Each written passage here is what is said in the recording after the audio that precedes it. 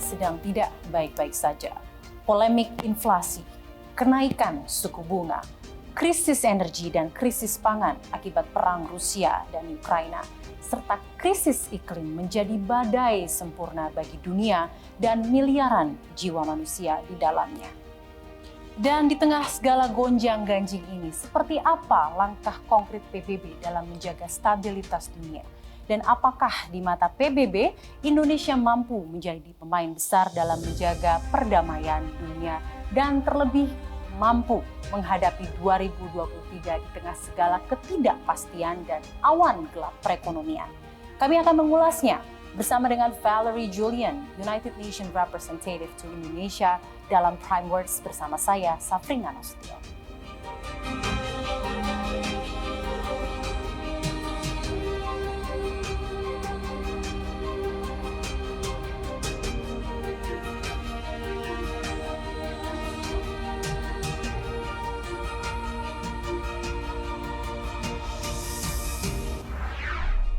Dan telah bergabung bersama kami di Prime Words CNBC Indonesia, Ms. Valerie Julliand, United Nations Representative to Indonesia. Ms. Valerie, thank you so much for being here with CNBC Indonesia. A pleasure to have you here now. Thank you, Safrina. It's a pleasure for me to be here with you. I would go first with a very basic questions. We see that 2022 is rolling with so many high dynamics. How does the United Nations assess and analyze all this economic, social and geopolitical situation that occurred this year? You know, 2022 is indeed a very particular year, but let's not forget that it comes on the heels of 2020 and 2021, which have been 2 years really amazingly difficult for the world with COVID. And as we were not even out of COVID, then 2022 started also in an unexpected manner with the war in Ukraine. And that in itself, combining two elements, COVID and the war in Ukraine, have been a big, big test for humanity. And this has created a lot of hardship for millions of people in the world. Because already, let's not forget that COVID had already affected the most vulnerable among the population in the world. And among the countries, of course, the least developed countries also suffered enormously. But if we take a country like Indonesia, we know that large segment of the population ended up, losing their job or working much less, which reduced significantly the amount of income for these families. Then comes the war in Ukraine that has actually translated in three combined crises for the entire world.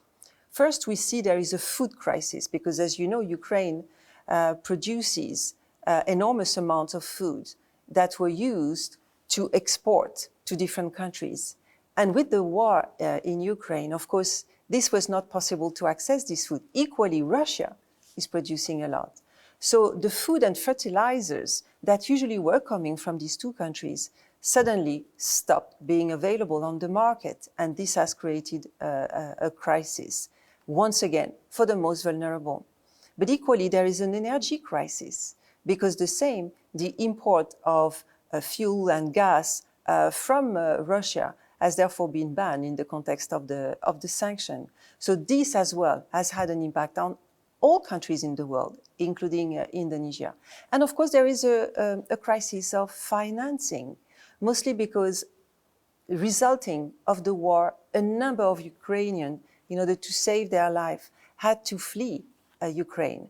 And you have an outflux of about 4 million Ukrainians outside of Ukraine who have sought refuge in neighboring countries.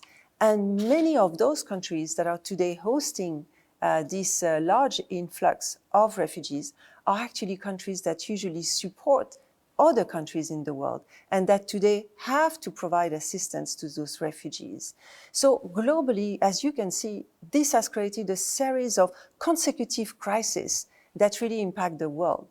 And this has had an impact on the rising of prices of commodities, of fuel.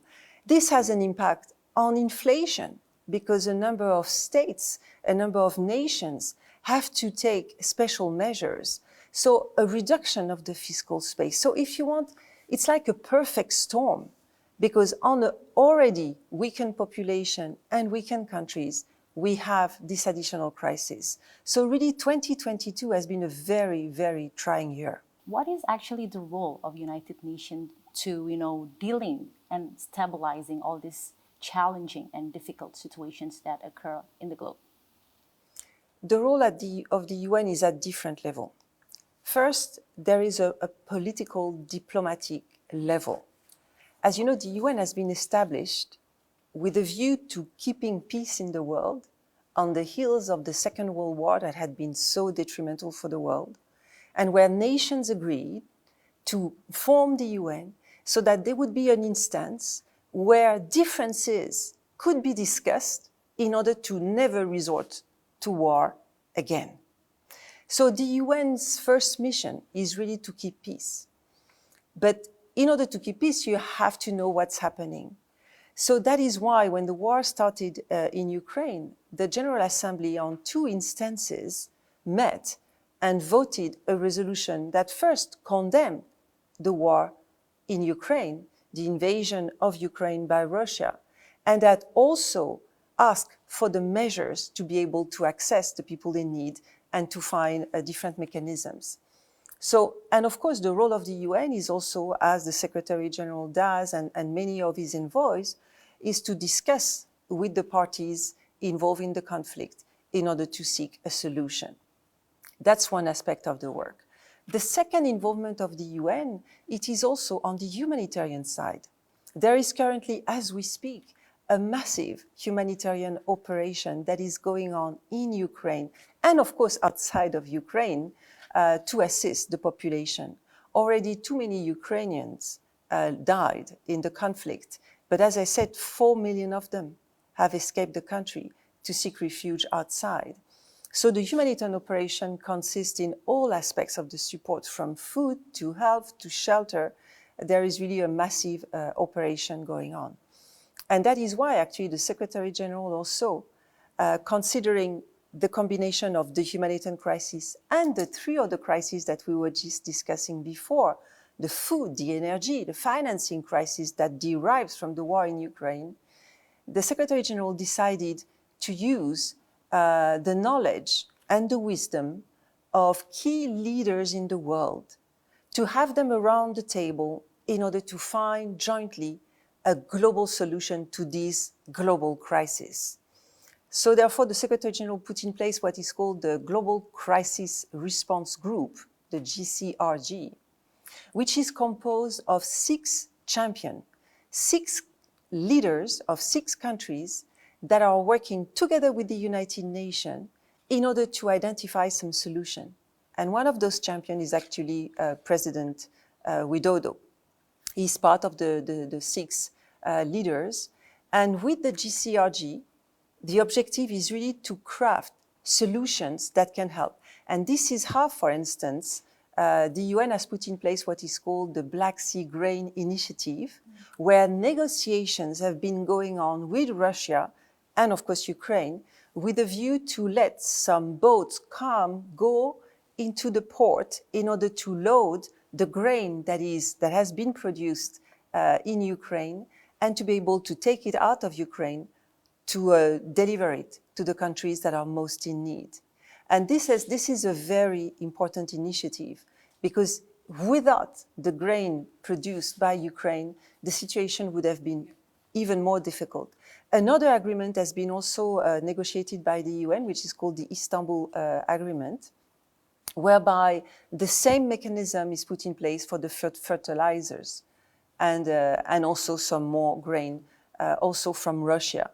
So these are a series of interventions that the UN does, as I said, diplomatically, politically, with a view to bringing an end to the war if possible, as well as looking at different aspects of the humanitarian crisis and responding to it, as well as going beyond the humanitarian crisis in Ukraine and making sure that we can alleviate the burden that is put on so many countries around the world, because this war destabilizes the entire world and impacts the entire world.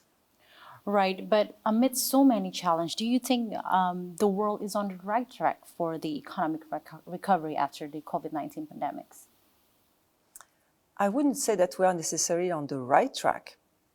We are on a difficult track because humanity had already given to itself the Sustainable Development Goals. In 2015, all the member states of the United Nations voted and agreed on this very ambitious agenda. If implemented fully, the SDGs, the Sustainable Development Goals, have the possibility of making of our world a sustainable one where people could live in peace and prosperity. However, over the years, the SDGs, the Sustainable Development Goals, for a number of reasons, and in some countries it can be one reason, in other countries it can be another one, but already were off track before even COVID happened. So already when we were looking at the situation in 2020, before COVID, we could see that we were still far from reaching the objective. But now, with COVID, that has put a big strain on many components of governance, but has also demonstrated the limitation of certain systems.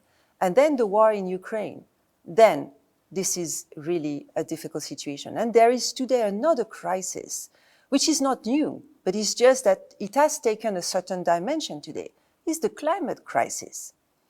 Because the climate crisis, it's not something new. The UN has been talking about this for years, for decades. And there has been meetings, global meetings with commitment from states that date back from even 50 years ago. Stockholm, 50 years ago, there was a famous meeting where everything had been said very clearly. But now the crisis has reached a level. We can see the increase of disasters all over the world, for instance. How many people now are obliged to leave their area because it's too dry, they can't grow anything. So this is as well another crisis. So it means that it's definitely not, as I say, an easy track. We are not on a good track. We are on a very difficult track. And it is essential that all nations do what they can do. But do you think Indonesia and its role, especially last November as the G20 presidency, we know that it has produced a leaders' declaration, as you mentioned before. Has this commitment been enough a solution to the main problems facing the world today? Oh, it's never enough. It's not enough, mostly because we are far today from achieving even the very basic agreement of the COP21 in Paris when it comes to climate, to make sure that we don't go beyond 1.5 degrees of increase of the overall global temperature.